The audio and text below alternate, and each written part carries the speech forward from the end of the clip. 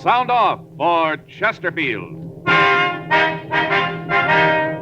Chesterfield, the only cigarette in America to give you premium quality in both regular and king size, brings you Dragnet.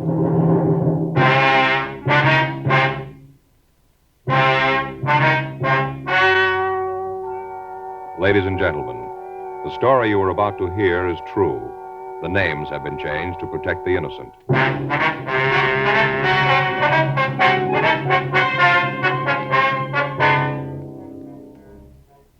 You're a detective sergeant. You're assigned to homicide detail. You get a call that the body of a dead woman has been found in a closet. There are no leads to her identification. The identity of the killer is unknown. Your job? Investigate. Here's what a leading tobacco publication and the nation's press have had to say about king-size Chesterfields. Tobacco Leaf. More calls for Chesterfield king-size cigarettes than for most brands being marketed. And the Cleveland Press reported, dealers everywhere report the big pack sale phenomenal. Last week in Cleveland, some areas reported the long-size Chesterfield outsold all other brands. The reason for king-size Chesterfield's amazing success is this. All king-size cigarettes give you quantity, but only Chesterfield king-size gives you quantity plus quality, premium quality. That means Chesterfield king-size contains tobaccos of better quality and higher price than any other king-size cigarette. The same fine tobacco as in regular Chesterfield.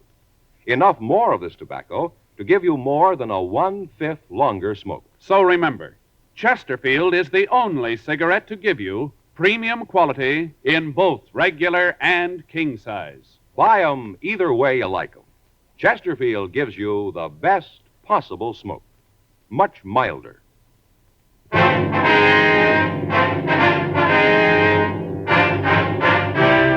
Dragnet, the documented drama of an actual crime. For the next 30 minutes, in cooperation with the Los Angeles Police Department, you will travel step by step on the side of the law through an actual case transcribed from official police files. From beginning to end, from crime to punishment, Dragnet is the story of your police force in action.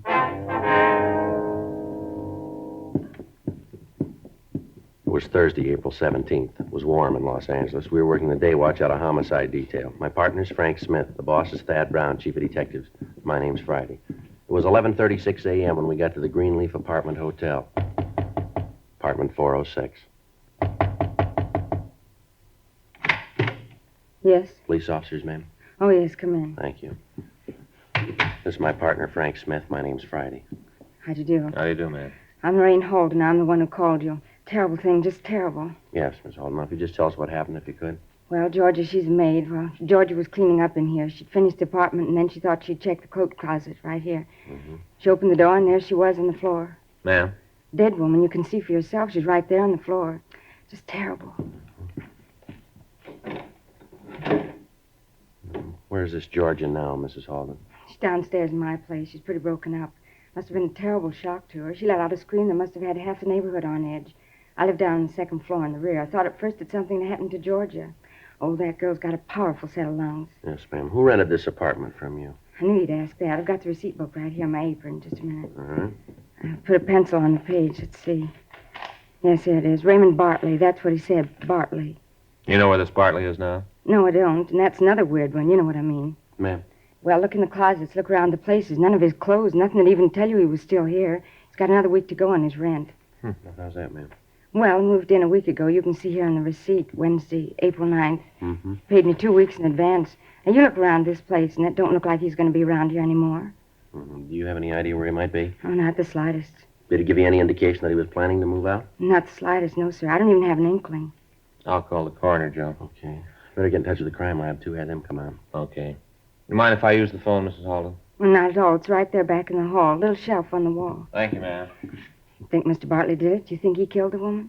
Well, we don't know, ma'am. Did Mr. Bartley rent this room by himself? What? I don't understand. Well, did he register as Mr. and Mrs.? Oh, no, sir. Just plain Raymond Bartley. Do you have any idea who the woman might be? Oh, not the slightest. I never saw her before Georgia screamed and I ran in here. Did you touch anything at all in the room here? No. No, I know how policemen work. I've heard all about that. Don't touch anything department. No, sir, I didn't touch anything. Uh-huh. They're on the way, Joe. All right, fine. Miss Halden, have you ever seen the woman before? No, sir, I haven't. Never saw her before. Just took a quick glance. Terrible, just terrible what they did. Mm-hmm. I wonder if you could give us a description of Mr. Bartley. Well, that'd be kind of hard. Like I said, I don't pay a lot of attention to the people who live here. I just collect the rents and let it go at that. Once in a while, when George is sick, I come in and clean up. Those times I talk to him a little bit, but I'm not the nosy type. You know what I mean. Could you tell us about how tall Bartley is? Well, I have to think about that, too. I guess he was about as tall as you, maybe a little one way or the other. How much would you say he weighed? Well, he was kind of heavy-set little man. I guess he weighs about as much as my husband. That'd be 200 or so. How about his coloring? Would you know? Oh, there it goes again. I tell you, officers, I can't tell you too good. Mr. Bartley was kind of a crowd melter. I beg your pardon? A crowd melter. You put him in a crowd and he just melts away. You never pay any attention to him. You know what I mean. Yes, ma'am. Near as I can remember, he had kind of brown hair and blue eyes, I guess. Was there anything peculiar about him? Did he have any scars, any marks, anything at all about him that'd make you remember him, make him a little easier to... No, not a thing. How about the way he talked? Could you tell where he was from? No, he was just kind of an ordinary man, nothing special. When was the last time you saw Mr. Bartley? Well, let me see now. I think it was, yes, Monday night. He was coming in. I was just coming back from the grocery. It was about, 6:15. I said hello, and then he said the same hello, and then he went on upstairs, and I went to my apartment. That was the last time. Did Mr. Bartley have any close friends in the building, you know of? No, not that I can think of. Well, did he ever say where he worked or what he did for a living? No, not that I remember. Well, how about references? Did he have any? No, I didn't ask for any. You know if he drove a car? It seems so stupid. Seems like I don't know the answers to any of your questions. I don't know about if he drove a car or not. We don't have any garages in the building. He might have, and I wouldn't know it. I just didn't pay any attention. You know what I mean. Well, did he get any mail while he was here? Would you know that? No, sir, not a thing. All right. We'd like to talk to Georgia if we could. Sure, I'll ask her to come up here. Poor thing's so upset. It's just terrible. It's the first time anything like this has happened to me. First time anything like this has happened in the place. I don't understand it. I never bothered the tenants, never caused them any trouble. I don't even know this Bartley. Why do you have to do a thing like this to me? Why me? Well, I don't know, ma'am. Why her?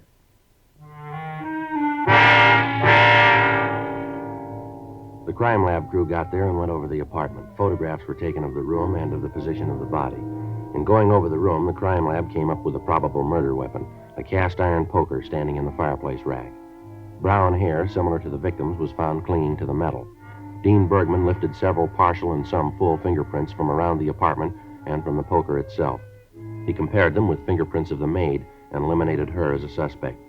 He rolled the prints of the dead woman. Hers were eliminated from those found in the apartment. We talked to the maid and got the same story that we'd been given by Mrs. Halden. She was unable to add any information to what we already had. We talked to the neighbors in the building. None of them had had any dealings with the missing Ray Bartley. The woman in the apartment next to his told us that on the previous night at about 10:45, she had heard a woman's voice and a loud argument coming from the murder apartment, but she said she hadn't paid any attention to it. 2:42 p.m. Frank and I checked back into the office. I'll call Bergman, see if he was able to identify the woman or make the other prints. Yeah, right. I hope he's done some good. Yeah.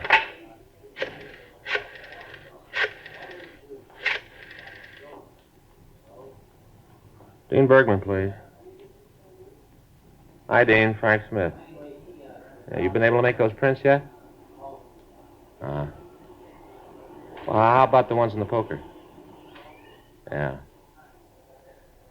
Well, that's the way it goes, huh? Uh-huh. Right. Nothing on either the woman's or the ones he lifted from the poker. Well, that helps, doesn't it? He's sending them both on to Washington, see if they have anything. Yeah. Anything on him in R&I? Well, I called down there. They're checking him now. I can't understand it. What's that? Well, how you can rent an apartment to somebody and not know what he looks like? Well, like she said, the manager's probably minds her own business. Yeah, well, I get it. Homicide Friday. Oh, yeah, Lee. Mm-hmm. How about laundry marks? Yeah, how about the poker? Yeah. Mm-hmm. Yeah, well, that figures, doesn't it? Yeah. Okay, Lee, thanks a lot. Anything? Well, he's pretty sure the poker was the murder weapon. Anything to identify the woman? No, not a thing. Whoever did this sure knew what he was doing. Removed everything that could possibly tell us who she was. That puts us in a good position. Yeah, an unidentified body and an unknown killer.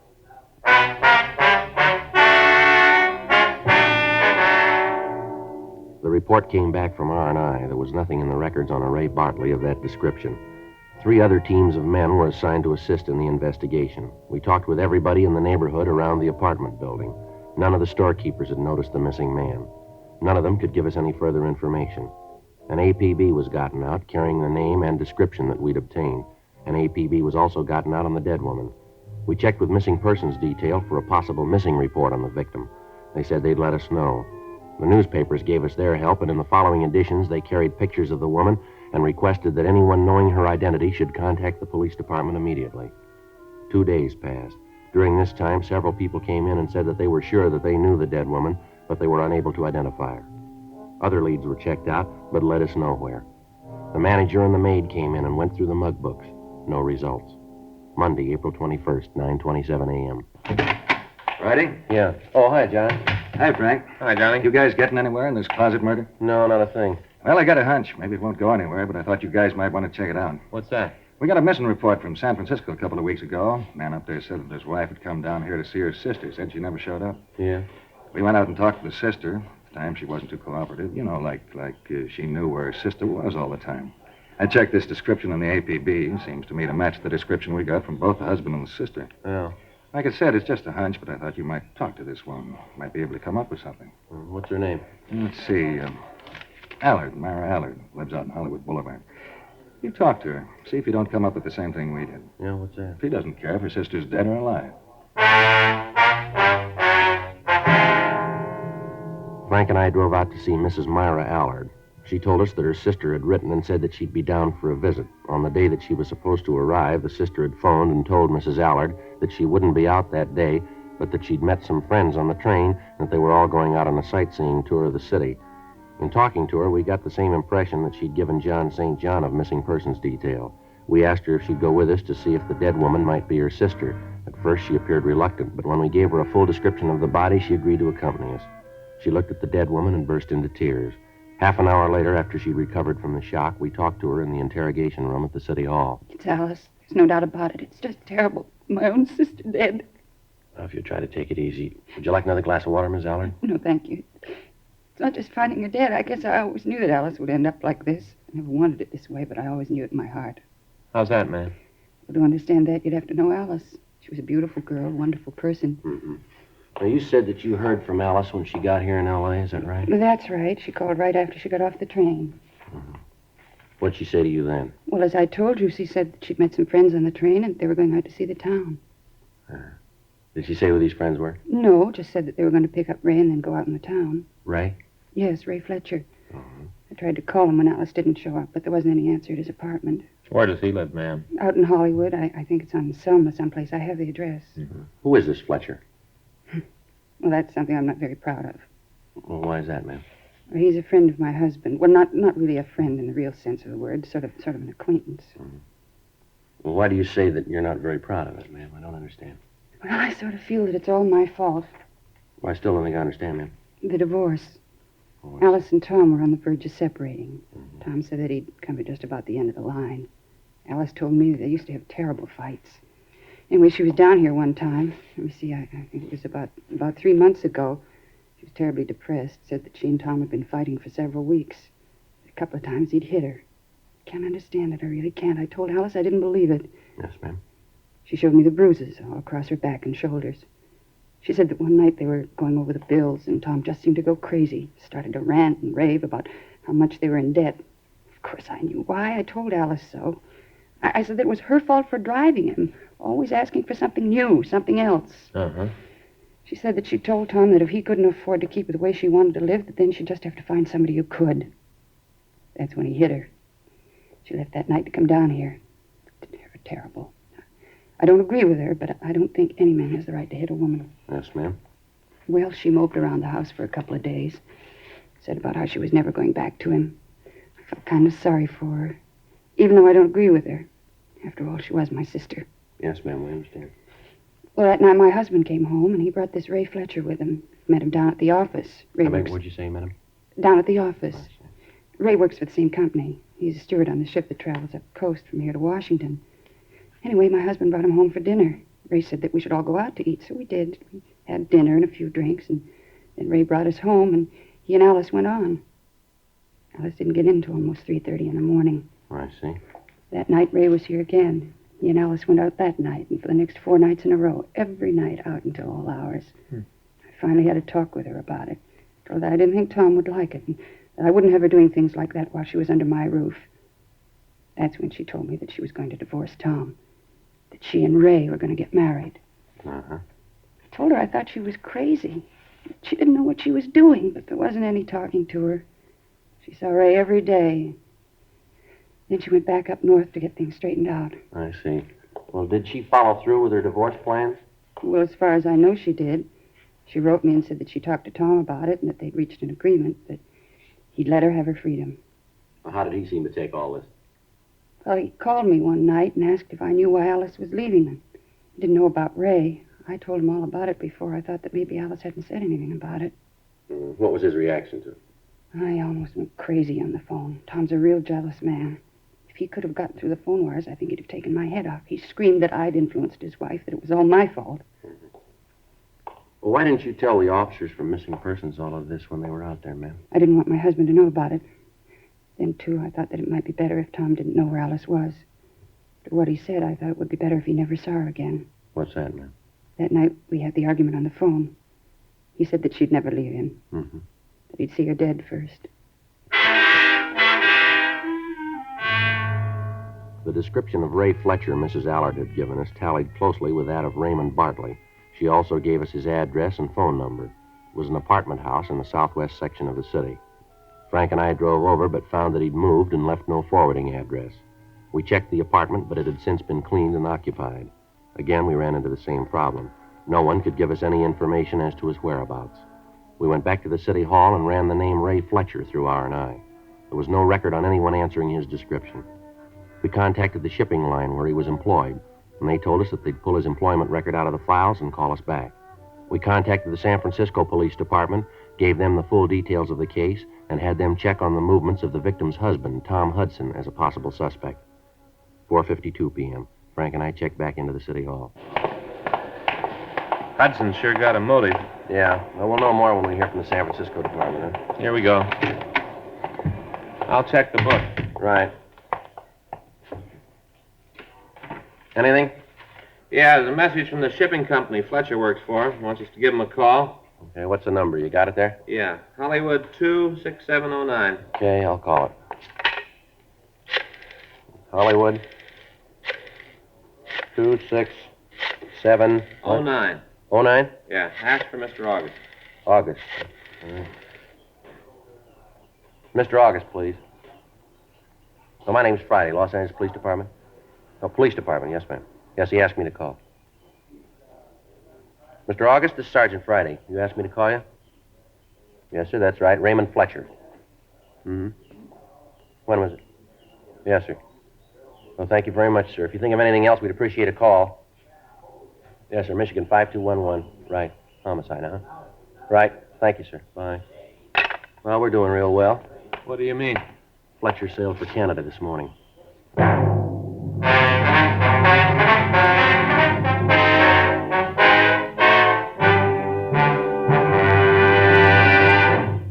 You are listening to Dragnet, the authentic story of your police force in action. These are the reasons thousands are changing to Chesterfield, and why you should change to Chesterfield. Only Chesterfield gives you premium quality in both regular and king size. Only Chesterfield names all its ingredients. And only Chesterfield gives you scientific facts in support of smoking. First such report ever published about any cigarette. A responsible consulting organization reports a study by a competent medical specialist and staff on the effects of smoking Chesterfields. For 6 months, a group of men and women smoked only Chesterfield, 10 to 40 a day, their normal amount. 45% of the group have smoked Chesterfields from 1 to 30 years, for an average of 10 years each. At the beginning and end of the 6 months, each smoker was given a thorough examination, including x-rays, and covering the sinuses, nose, ears, and throat. After the examinations, the medical specialist stated, "It is my opinion that the ears, nose, throat, and accessory organs of all participating subjects examined by me were not adversely affected in the 6 months period by smoking the cigarettes provided." Of course, these cigarettes were Chesterfields. Remember this report. and buy Chesterfields. Either way you like them, regular or king size. Premium quality Chesterfield, and much milder.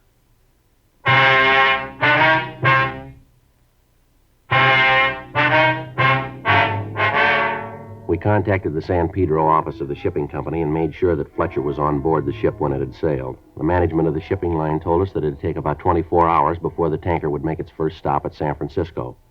We got in touch with the San Francisco Police Department and talked to Inspector Charles Sutton. He told us that they'd place a stakeout where the ship was due to dock and that they would await our arrival. At the same time, Sutton told us that they had conducted an investigation of the dead woman's husband, Tom Hudson, and that as far as they could find out, he didn't have the opportunity to kill his wife. They said that the records at the steel mill where he worked showed that he'd been on the job every day for the past month and a half. Questioning of his neighbors showed that he'd spent his time off working around the house and was seen each evening. Inspector Sutton stated that when Tom Hudson was told of his wife's death, he broke down and said that although there had been some talk of divorce, none of it had really been serious, and that this trip that his wife had taken to Los Angeles was to straighten things out with Fletcher. Hudson flew down to Los Angeles and gave a positive identification of the body. We got in touch with the captain of the ship that Fletcher was on and filled him in on what had happened. He told us that he'd place the man under arrest and hold him in the ship's brig for us when they docked at San Francisco. Tuesday morning, 7:30 a.m., Frank and I checked out and flew up to San Francisco. We met with Inspector Sutton and Inspector Jules Zimmerman. They told us that the ship was expected to dock the following morning at 10:36 a.m. We were waiting when the gangplank was lowered.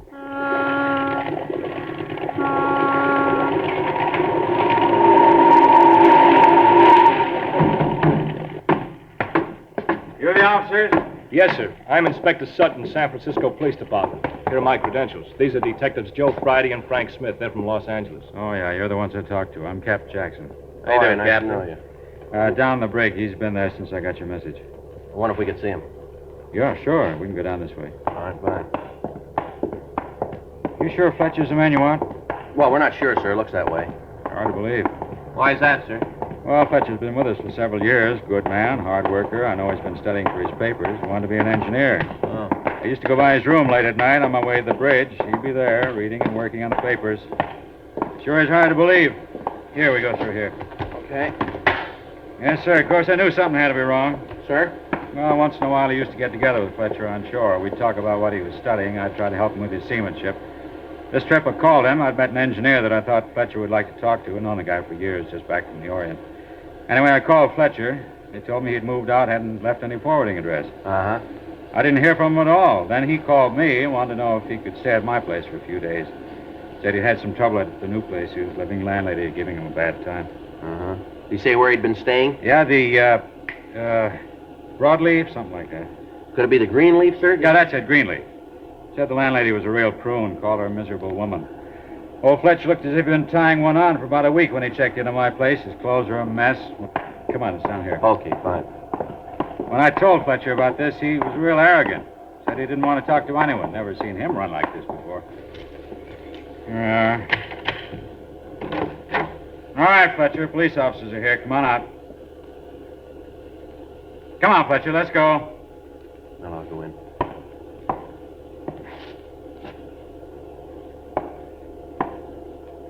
How about it, Joe? Room's empty.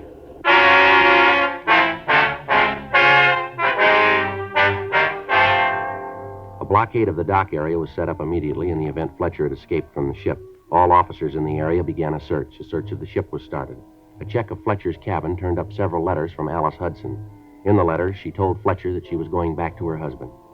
We talked to the members of the crew who had been in the vicinity of the brig. From one of them, we found that Fletcher had been in custody as the ship entered the harbor. On the floor of the brig, we found a small strip of metal that Fletcher had used to pick the lock of the door. The search of the ship went on. 11:47 a.m. One of the seamen found Fletcher's coat on the forward part of the deck.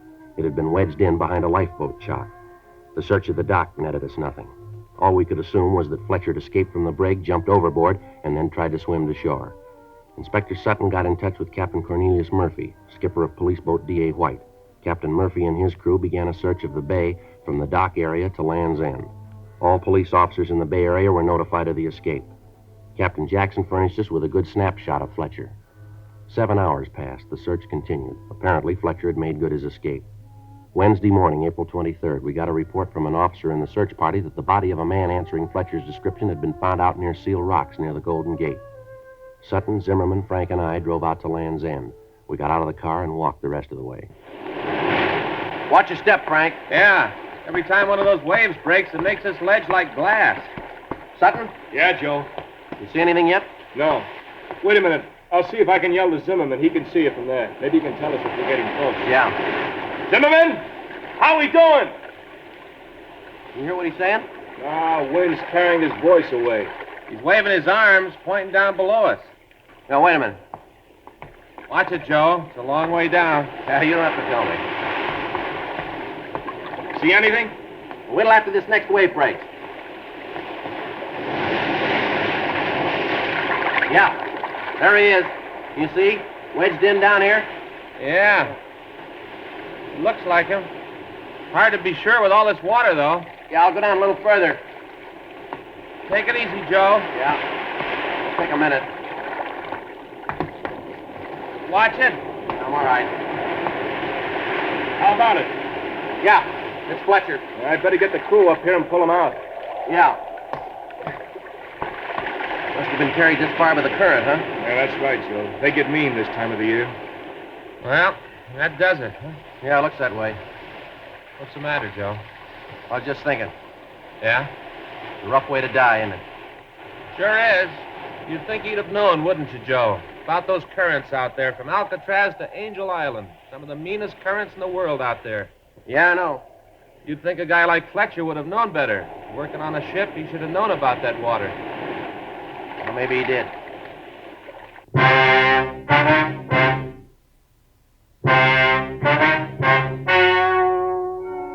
The story you have just heard was true. The names were changed to protect the innocent. On April 23rd, an examination was held in the office of the coroner of the city and county of San Francisco. In a moment, the results of that examination. Now, here is our star, Jack Webb. Thank you, George Fenneman. Friends, I just want to leave you with one thought tonight. Chesterfield is the first cigarette to give you scientific facts in support of smoking. Remember the study made by a competent medical specialist and staff. They examined a group of people who smoked only Chesterfields. After the examinations, the medical specialist stated, quote, "It is my opinion that the ears, nose, throat, and accessory organs of all participating subjects examined by me were not adversely affected in the 6 months period by smoking the cigarettes provided." End of quote. Of course, these cigarettes were Chesterfield. Remember these facts and buy Chesterfields, either way you like them, regular or king size. Premium quality Chesterfields, and much milder.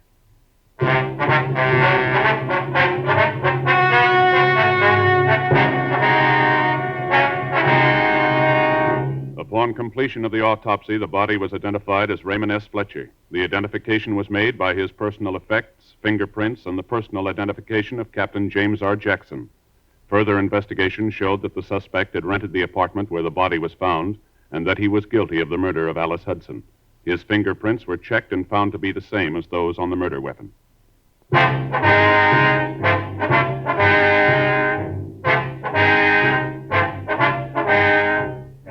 You have just heard Dragnet, a series of authentic cases from official files.